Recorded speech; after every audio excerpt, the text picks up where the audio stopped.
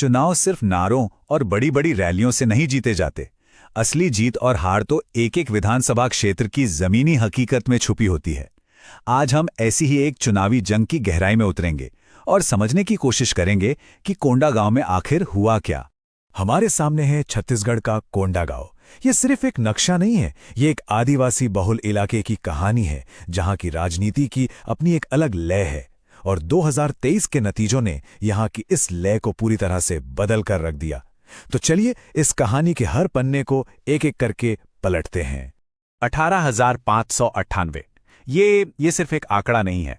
ये 2023 के चुनाव में जीत और हार के बीच का वो फासला है जिसने सबको हैरान कर दिया। यही वो पहेली है जिसे हम आज हल करने जा रहे हैं। ये समझने की कोशिश करेंगे कि इतना बड़ा उलटफेर आखिर मुमकिन कैसे हुआ। इस पूरी कहानी को समझने के लिए हम इन पहलुओं पर गौर करेंगे। पहले यहाँ की राजनीतिक जमीन को समझेंगे, फिर जनादेश का विश्लेषण करेंगे, हार के कारणों की तह तक जाएंगे, नेतृत्व के समीकरण को देखेंगे और फिर बात करेंगे कि यहाँ से आगे का रास्ता क्या हो सकता है। तो सबसे पहले बात करते हैं कोंडागांव के चुनावी मैदान की।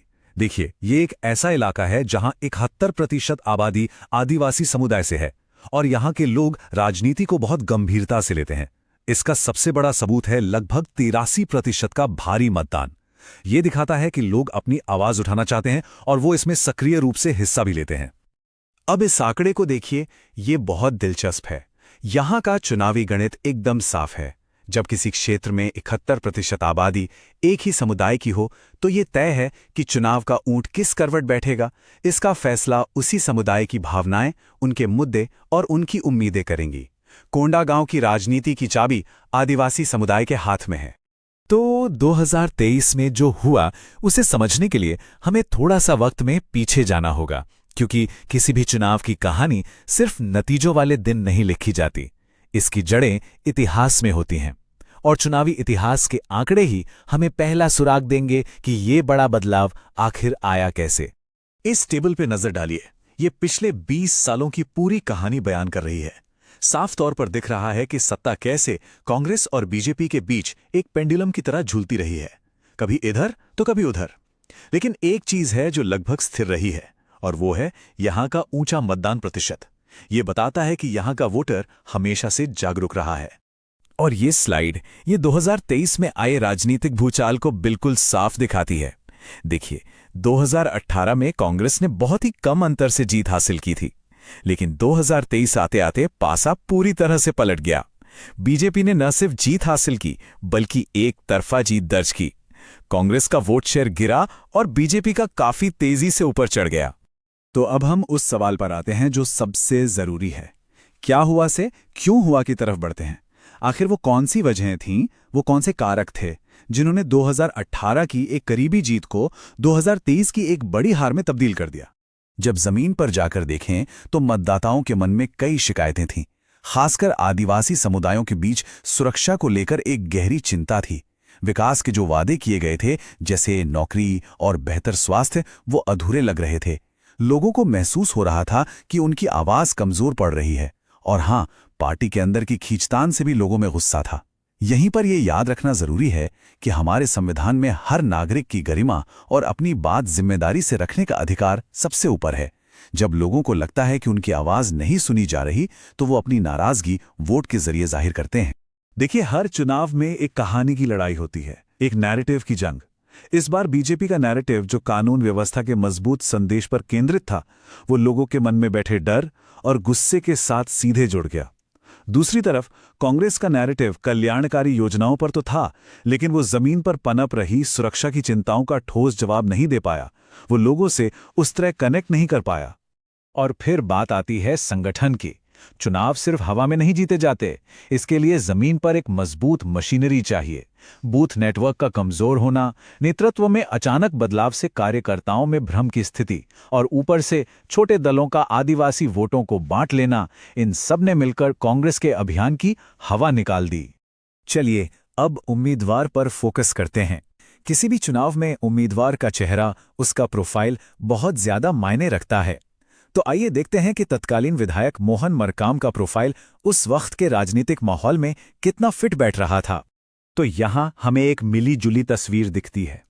मोहन मरकाम एक बड़े और स्थापित आदिवासी नेता हैं, उनकी छवि भी साफ है और उनके पास प्रशासनिक अनुभव भी है। ये उनकी ताकत थी। लेकिन सिक्के का दूसरा पहलू भी था। उन्हें सत्ता विरोधी लहर का सामना करना पड़ रहा था और उनकी प्रचार शैली थोड़ी सतर्क मानी गई, जो शायद उस गर्म माहौल में उतनी असरदार साबित नहीं हुई। तो हमने हार के कारणों को समझा, उनका विश्लेषण किया, लेकिन विश्लेषण का असल मकसद भविष्य का रास्ता तैयार करना होता है। तो अब हम समाधान की तरफ बढ़ते हैं। सोर्स मटेरियल एक बहुत ही स्पष्ट और एक्शन लेने लायक ब्लूप्रिंट देता है कि यहां से राजनीतिक वापसी कैसे की जा सकती है।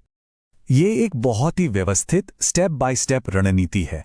इसकी शुरुआत होती है जमीन से डेटा इकट्ठा करने और सबसे जरूरी लोगों की बात सुनने से। इसके बाद एक नया नैरेटिव बनाया जाता है, लोगों को साथ जोड़ा जाता है और आखिर में वोटिंग वाले दिन उन्हें पोलिंग बूथ तक लाने का पुख्ता इंतजाम किया जाता है। ये एक पूरी साइंस है। और आज के जमाने में डिजिटल रणनीति के बिना कोई भी वापसी का प्लान अधूरा है। हाइपर लोकल व्हाट्सएप ग्रुप्स यानी बहुत ही छोटे स्थानीय स्तर के ग्रुप्स बनाना, स्थानीय भाषा में इंस्टाग्राम रील्स तैयार करना और झूठी खबरों का तुरंत जवाब देने के लिए एक फैक्ट चेक टीम बनाना, ये सब लोगों से दोबारा जुड़ने और खासकर युवा वोटरों तक अपनी बात पहुंचाने के लिए बेहद जरूरी है। और इस प्रक्रिया में चाहे वो बूथ स्तर के सर्वे हों या डिजिटल आउटरीच, भारत के डीपीडीपी कानून के तहत लोगों की प्राइवेसी और उनकी सहमति का सम्मान करना सर्वोपरि है। विश्वास बनाने की शुरुआत यहीं से होती है। अंत में ये पूरा विश्लेषण सिर्फ एक चुनाव जीतने या हारने का फॉर्मूला नहीं है। ये हमें प्रभावी राजनीतिक जुड़ाव और उससे भी ज्यादा शासन के बड़े सिद्धांतों के बारे में बहुत कुछ सिखाता है। राजनीति का असली मकसद सिर्फ वोट पाना नहीं होना चाहिए। सोर्स मटेरियल का ये एक वाक्य इस पूरी कहानी का सार है। दिखावटी प्रचार, इवेंट मैनेजमेंट, ये सब कुछ वक्त के लिए शोर पैदा कर सकते हैं, लेकिन असली और टिकाऊ जीत की बुनियाद सिर्फ और सिर्फ जनता के विश्वास पर रखी जा सकती है। और विश्वास वो कमाना पड़ता है दिन ब दिन, अपने काम से, अपनी नीयत से। तो हम आपको इसी सवाल के साथ छोड़े जाते हैं। कोंडागांव की ये कहानी, ये पूरा विश्लेषण हमें बड़े पैमाने पर क्या सिखाता है? एक क्षेत्र से मिले ये सबक बदलते हुए भारत में जमीनी स्तर की राजनीति के भविष्य के लिए क्या मायने रखते हैं, इस पर जरूर सोचिएगा। अगर आप एक जन केंद्रित नेता बनना चाहते हैं और अपने निर्वाचन क्षेत्र का उत्थान करना चाहते हैं, तो blueprintstrategies.ai से mgr@blueprintstrategies.ai पर संपर्क करें या 08042041602 पर कॉल करें। उद्देश्य से परे राजनीति।